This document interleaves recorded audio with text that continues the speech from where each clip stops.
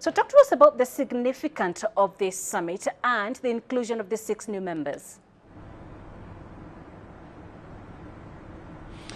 I think firstly, as you know, BRICS has now reached a 15-year milestone. It's quite significant in the sense that, the last 15 years have all been about BRICS evolving, into a much more formidable bloc. The BRICS bloc countries created the new development bank, as you know, way back in 2015.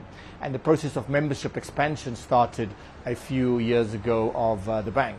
What was significant, obviously, this year is that there are 6 new countries joining the BRICS bloc. In the past, countries have attended as part of an outreach program. This now, I think, gives greater expression of the desire of emerging markets to have a more amplified voice in global affairs.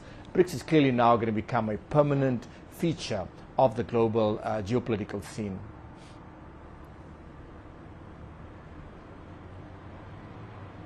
Right. And what other countries have expressed formal interest in joining the NDB, especially here in Africa?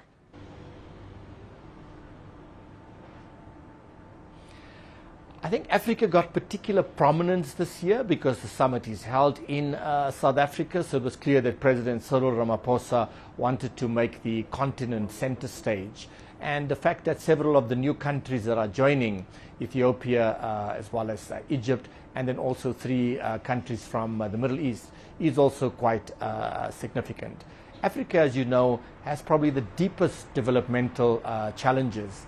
As a bank, the new development bank, as you know, is focused on financing sustainable infrastructure, investments in ports, in rail, in infrastructure associated with sustainability. And there's a massive demand for such infrastructure rollout on the African continent.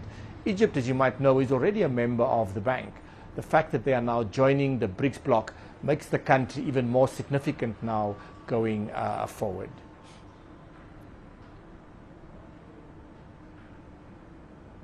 Right. And Leslie, over 60% of the NDB's loan portfolio was dollar denominated by end of last year.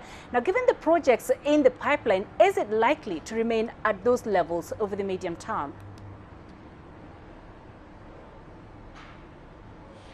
So the bank has a strategic long-term commitment towards local currency financing. We in fact started our first capital markets activity in a local currency format. We issued in 2016 a renminbi bond, and today we've become one of the largest issuers in China in what we call the panda bond market, where we've raised to date 41 billion renminbi of bonds. So we started in China and we are now expanding that local currency focus. In South Africa, we registered a few years ago a 10 billion rand program.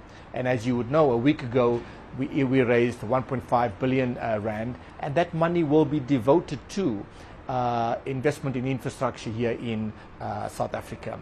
We intend also to roll out a local currency program in India, where we intend to register a $2.5 billion dollar equivalent program, and our plan is to raise rupee before the end of the 2023 calendar year. And as you know, one of the key themes of this BRICS summit this year was this focus on greater use of local currencies. In addition to our US dollar offering, we will now be doing more activities in the currency of our member countries.